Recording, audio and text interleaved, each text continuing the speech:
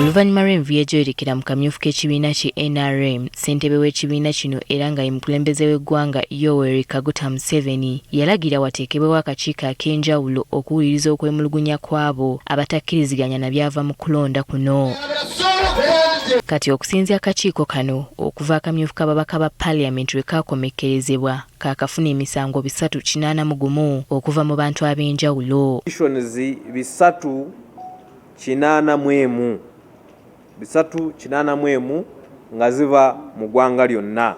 Akakiiko kategeezezza ng'okwemulugunya okusinga bwe kwekuusa ku ky'okukyusa empapula eziwandiikibwako ebivudde mu kulonda oba ziyite zi DR forms. Abantu bakyusakyusa nnyo results nti mulimu abalonzi abantu abalonda abataali balonzi ne bagamba nti ate abamu balonda okusinga omulundi ogumu nga omuntu omu n'akuba akalulu emirundi emingi awamu n'okulwanagana n'okutabula embeera. Okusinzia kwakulira akakiiko kano John Musiime bakutandika okuwuliriza okwemulugunya kuno ssabbiiti ejja. The tribunal has been organized into 8 panels comprising of highly competent, ethical, I like to underline ethical, legal professionals and trusted cadres of the party, and hearing of the petitions will commence on Tuesday 29th of July 2025 at 9 a.m. Kyokka muno bakukwasaganyizaamu n'okwemulugunya okunaaleetebwa okuva mu byavudde mu kalulu akaabaddeyo olunaku lw'eggulo. Basuubira emisango gino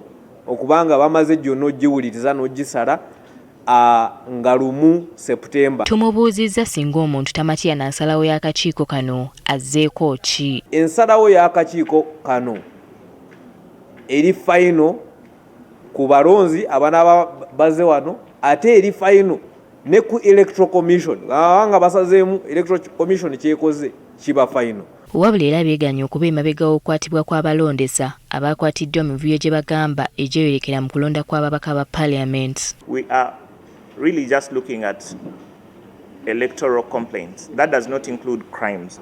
Crimes fall within police, and being in the electoral process does not give you immunity on crime. So I think if you do the crime, you do the time. Ate bo bassentebe b'amagombolola ne bakansala baabwe akamyufu kaabwe kasuubirwa okubeerayo nga 18 omwezi ogujja.